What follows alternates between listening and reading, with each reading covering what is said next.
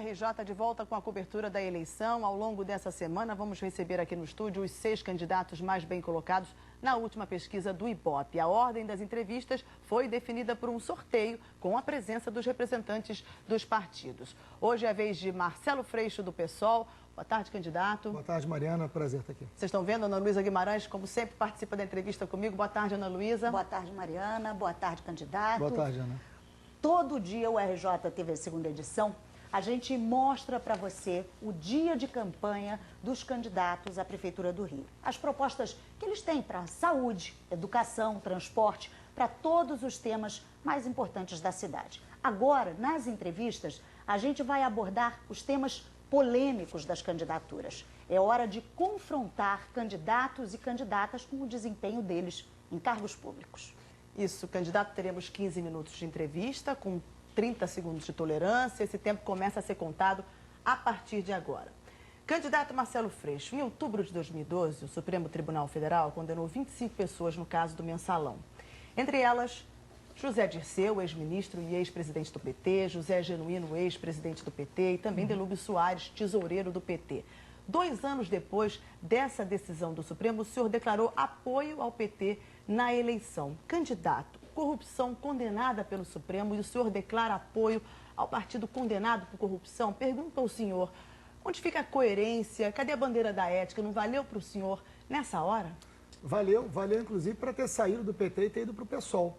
Exatamente por isso. Nós éramos do PT e bem antes disso, inclusive, nós saímos bem antes do Mensalão, diante das alianças para buscar uma determinada governabilidade. Na hora que o PT foi governar junto com o Renan Calheiros... Vamos chegar lá. Na hora que o PT declarou que ia governar junto com Renan Calheiros, com Collor, com Sarney, foi a hora que eu saí do PT e dizer, isso não me representa. E nós saímos e fundamos o PSOL, num caminho muito diferente disso. Eu tenho muito respeito pela história do PT e lamento profundamente que eles tenham feito o que fizeram em determinado momento da história deles, né? Mas isso não apaga a importância histórica que eles tiveram, nem os seus erros, né? Não é também um salvo-conduto a história que tiveram. Mas por isso nós saímos. Em 2014, que é a data que você está dizendo, que foi quando eu fui candidato pelo PSOL e fui deputado mais votado do Brasil, 2014, né?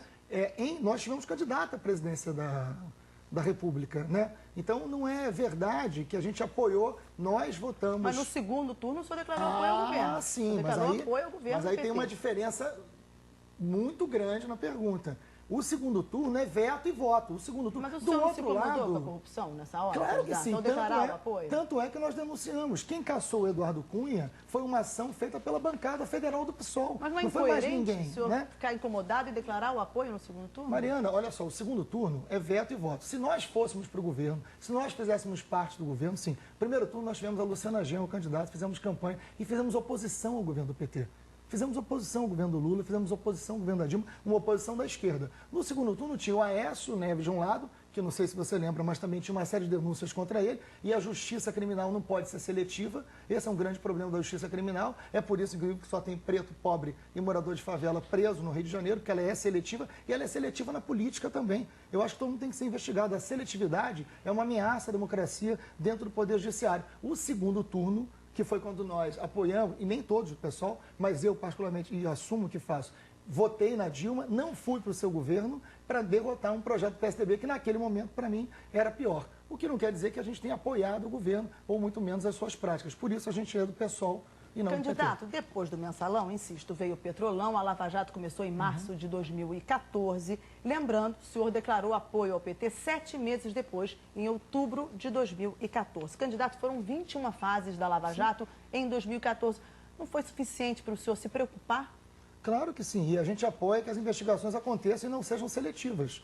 Mais uma vez eu insisto nisso. As investigações não podem ser seletivas. A investigação tem que ser com prova e não com convicção. Eu tenho as minhas convicções. Não cabe ao Ministério Público as convicções, cabe produção de provas. A justiça não pode ser seletiva. O PT tem que ser investigado e tem que se responder pelo que eles fizeram, evidentemente. Por isso que a gente está no PSOL, por isso que a gente tem uma candidatura hoje que não tem vínculos nem com o PMDB, né, que também responde a uma série de corrupções e não é diferente no Rio de Janeiro, está aí Sérgio Cabral, Eduardo Cunha e todos que representam esse PMDB do Rio de Janeiro, e nem do PT, e nem do PCdoB. Temos uma outra candidatura, um outro projeto de cidade, feito com programa, e por isso a gente está muito perto do segundo turno, porque a gente não se misturou com isso. Candidato, doações de campanha. O Tribunal Superior Eleitoral registra que o senhor recebeu, em 2012, uma doação de R$120 mil da construtora Vitor Hugo Demolições. Exatamente. É a mesma construtora que foi responsável pela demolição das casas da comunidade Vila Autódromo. Isso. O senhor sempre foi contra a demolição dessas casas. O senhor errou ao receber essa doação, ao aceitar essa doação? Não, mas é importante, é a coisa da pergunta e na necessidade de esclarecimento. Vamos lá. Isso foi em 2012, você foi correta quando você falou isso. Em 2012 não existia demolição da Vila Autódromo. Essa é uma informação pertinente que tem que estar também na pergunta, né? Em 2012 não havia demolição da Vila Autódromo. Em 2012, nós fizemos uma campanha com 320 doações. Apenas 3 de empresa, todas as outras de pessoas físicas. Uma delas da Vitor Hugo Demolições, que chegou até a gente através de um vereador, onde eles ajudaram e também ajudaram a gente, num valor que não é nenhum valor relativamente grande diante de uma campanha para a Prefeitura do Rio de Janeiro. Mas não é isso que importa, podia ser de R$1, de R$100, de 120 mil, não interessa, né?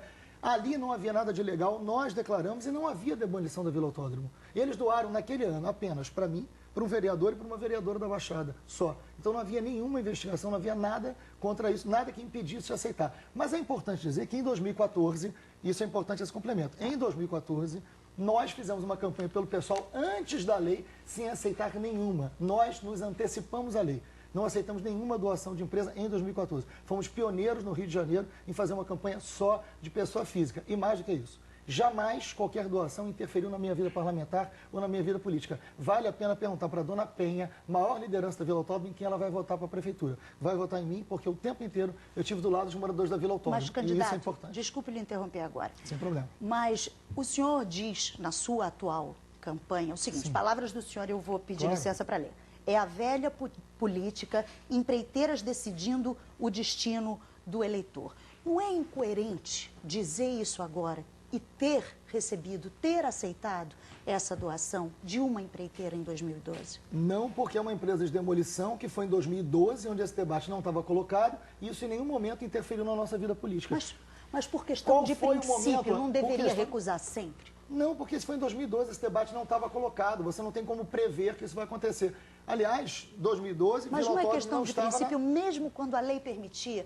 Desculpe insistir nesse ponto. Não tem problema Mas se é uma questão de princípio, mesmo quando a lei permitia, o senhor não deveria ter Mas recusado? tanto é uma questão de princípio que em 2014 a gente negou antes da lei. Só o pessoal fez isso em 2014, mas ninguém fez. E o mais importante, como eu me comportei diante da Vila Autódromo. Ao contrário de vários outros candidatos, eu estive em Vila Autódromo em todos os momentos da luta daqueles moradores. E foi uma das maiores covardias que a Prefeitura do PMDB e quem estava também à frente da Secretaria de Habitação cometeu no Rio de Janeiro. Foi uma remoção covarde a mando da especulação imobiliária. Não havia nenhuma casa, nenhuma moradia ali em área de risco para ser removida. Foi removida para entender o interesse da especulação imobiliária, porque isso virou um sinal dessa cidade. Candidato. Atende a quem tem dinheiro e sacrifica quem é mais pobre. Na nossa gestão, nós vamos parar com as remoções e vamos dar dignidade a essa pessoa que mora em lugares mais pobres e que precisa morar em melhores condições de vida, Candidato. como foi em Vila Autódromo, onde a gente sempre esteve do lado deles. O senhor falou aí onde o senhor esteve, vamos falar sobre isso. Na sua agenda de campanha, o senhor teve 63 compromissos públicos até ontem. Eu não tinha contado, mas é... A gente Obrigado. contou, a gente contou dia a dia. Desses 63, apenas 6 foram na Zona Oeste. Zona Oeste que Não. concentra, vamos lá, candidato, Zona Oeste que concentra os 4 bairros mais populosos, com o maior número de moradores da cidade. Zona Oeste que tem problemas tradicionais, históricos, como saúde, transporte, educação, segurança. Por que o senhor não priorizou essa região na sua campanha, candidato? Então, você está com os números errados. Depois eu posso te passar hoje mesmo, te mando por e-mail, toda a minha agenda. São os números da e sua não- agenda pública, candidato. Sim, mas a divulgados no seu a site. agenda pública que vocês passam não é... Aí tem uma questão central, Mariana, e é bom você me perguntar Está sobre lá que eu no seu esclareço. site. Sim, sim. Mas você sabe perfeitamente, porque vocês da Globo cobriram, eu fui presidente da CPI das milícias.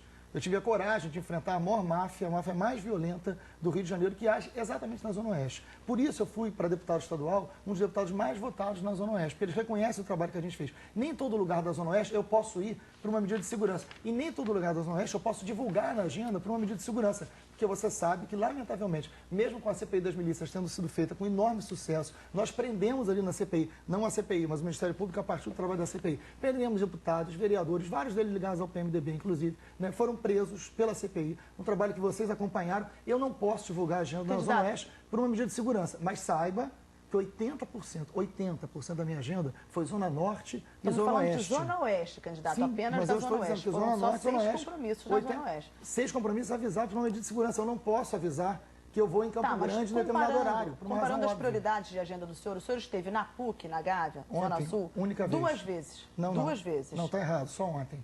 E nenhuma em Santa Cruz, por exemplo, está na sua agenda do site, candidato. A gente olhou dia a dia.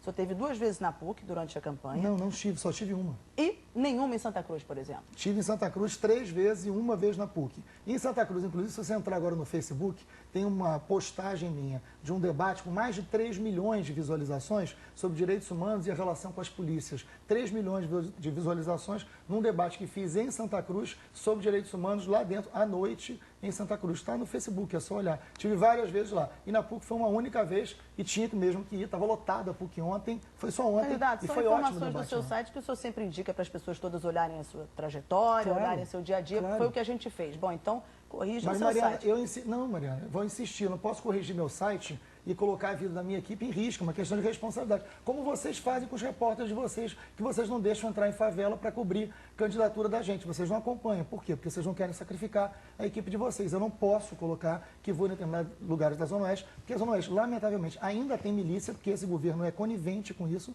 e a gente enfrentou as milícias como ninguém fez. Eu não posso divulgar. Eu acho que isso é muito fácil de entender. Candidato, vamos falar de educação, porque quando o assunto é educação, o seu partido não tem números bons para apresentar. A única prefeitura administrada pelo PSOL no Brasil é do município de Itaucara, no noroeste fluminense. O IDEB acabou de ser divulgado, né? E a cidade de Itaucara, na cidade de Itaucara, o seu partido não cumpriu a meta estabelecida para os últimos anos, dos últimos anos do ensino fundamental. A meta era de 4,7, Itaucara ficou com nota 3,7. É um retrocesso de 8 anos na nota nesse segmento, no segundo segmento do ensino fundamental. É pior do que a nota do ano de 2007. Eu pergunto ao senhor, por que o programa de educação do PSOL não funcionou em Itaucara? Ana, vamos lá, a informação está pela metade mais uma vez. Itaucara tem a administração do PSOL e eu tenho muito orgulho da administração do Itaucara. É um cortador de cana que enfrenta o que há de pior na política daquela região, porque são 11 vereadores, nós temos um vereador, os outros 10 são ligados ao Garotinho e ao PMDB, né? Ele enfrentou diversas máfias, como a máfia do lixo, ele fez coleta seletiva, ele garantiu passe livre dos estudantes, ele tirou, no IDEB, ele tira Itaucara do 42º e traz para o 15º, faltou essa informação. Mas nos anos iniciais, mas aí não dá para você pegar só uma parte da informação. Tem que melhorar. Eu estou mencionando o ensino fundamental. Eu acabei de mencionar o segundo segmento do ensino fundamental. Falando do primeiro segmento, que são os anos iniciais, do 1º ao 5º ano. Nos 3 colégios de Itaucara, os 3 colégios públicos de Itaucara, em 2 deles houve queda nas notas do primeiro segmento. Em um deles, para a gente pegar como exemplo, que era da rede estadual até 2013 e hoje é da administração municipal, a nota caiu de 7,2 para 5,4. E olha que em 2012 o senhor disse que o seu coordenador de campanha iria trabalhar ali junto do prefeito de Itaucara nesse sentido. O que não funcionou? Porque a nota caiu de 7,2 para 5,4. É uma queda expressiva. Primeiro, vamos lá. A gente tem muito questionamento ao IDEB. O IDEB é uma imposição de uma lógica de avaliação externa que não leva em conta a realidade dos professores. E a gente, mas, ok, vamos seguir o IDEB. Mas quero dizer que o IDEB não está acima do bem e do mal, que há muito questionamento de diversos educadores de ponta das universidades que questionam a metodologia do IDEB. E aí, é claro, tem que valer para todo mundo, né? O IDEB do Rio de Janeiro também caiu, também questionam o IDEB. Agora, é importante dizer que Itaucara melhorou muito a qualidade de vida, por isso, inclusive, o prefeito de lá será reeleito, mesmo com toda a Câmara de Vereadores contra. Tem que melhorar a educação? Pode melhorar. Ele melhorou muito a saúde, melhorou a coleta de lixo, melhorou o acesso dos estudantes. Candidato. E, em relação ao IDEB, saiu do 42º para 15º. Mas mesmo em 2013, exatamente, em 2013, quando houve uma melhora no IDEB, o pessoal comemorou. O prefeito do partido, inclusive, publicou no site dele, o que não quer dizer que não tenhamos críticas à metodologia do IDEB, claro. o aumento da nota no IDEB. Em 2015, quando o número foi ruim, o partido faz críticas ao IDEB em vez de melhorar a educação. Não. Críticas ao IDEB nós sempre fizemos. sempre fizemos crítica ao IDEB, porque a gente sempre concordou que tem que ter mais autonomia pedagógica, a avaliação tem que levar em conta a realidade dos educadores, tem que ter a participação dele. Isso sempre foi a nossa fala, não agora. Agora, eu acho que Itaocara pode e deve melhorar na educação sempre. Houve o investimento na educação, houve a escuta dos professores, houve tempo de planejamento dos professores que não acontece no Rio de Janeiro. Lá eles pagaram os aposentados, coisa que o PMDB não fez no Rio de Janeiro. Lá eles pagam em dia, o que é obrigação. O servidor público, coisa que o PMDB não faz no Rio de Janeiro. Então, o pessoal é muito diferente do PMDB na hora de administrar. Candidato, rapidamente, porque o nosso tempo está acabando. Então, o cara também vai mal em outro ranking. O Ministério Público Federal fez um levantamento avaliando as cidades, o cumprimento da lei de transparência. Num índice de 0 a 10, Itaocara ficou com 1,1. Por que o pessoal cobra transparência e não oferece transparência quando está no poder? Eu acho que tem que ter, inclusive Itaocara foi elogiado pelo Tribunal de Contas do Estado. A nota foi de 1,1. Sim, mas foi elogiado pelo Tribunal de Contas do Estado, as contas foram aprovadas pelo Tribunal de Contas do Estado pela equipe técnica. O Tribunal de Contas, a equipe técnica, não estou falando dos conselheiros, não, aprovaram e elogiaram a gestão de Itaocara. Então, essa avaliação do Ministério Público Federal... Tribunal de Contas do Estado, que avalia Itaocara, aprovou a equipe técnica, não foi pela política, não. E disse que então, o Ministério Público Federal não vale essa avaliação do Ministério Público Federal? Eu tenho muitos questionamentos ao Ministério Público Federal, mas eu tenho convicção de que em Itaocara a transparência é uma bela gestão do pessoal ali. Candidato Marcelo Freixo, seu tempo acabou. Muito obrigado pela sua participação. Eu posso usar, assim como a candidata de ontem, claro, um tempo para fazer um convite. Vocês estão convidados, inclusive. Na Lapa, dia 26, na próxima segunda-feira, nós teremos um grande comício. Já tem a presença do Chico Buarque, Wagner Moura, Guilherme Boulos e toda a militância do pessoal, servidores, professores, enfim, profissionais do município. Todo mundo na Lapa, no dia 26, às 19 horas, para um comício para a gente chegar no segundo turno e ganhar a eleição do Rio de Janeiro. Obrigado. Muito obrigada pela sua participação aqui no RJ. Candidato, daqui a pouco, à 13h, o candidato Marcelo Freixo do PSOL dá entrevista ao G1. Às 2h15, é a vez de Carmen Migueles do Partido Novo. Você acompanha tudo isso lá no g1.com.br/RJ ao vivo. E depois do intervalo, as últimas informações do trânsito ao vivo também. E a previsão do tempo com Edmilson Ávila. Agora, 12h27. Fica aí, já volto.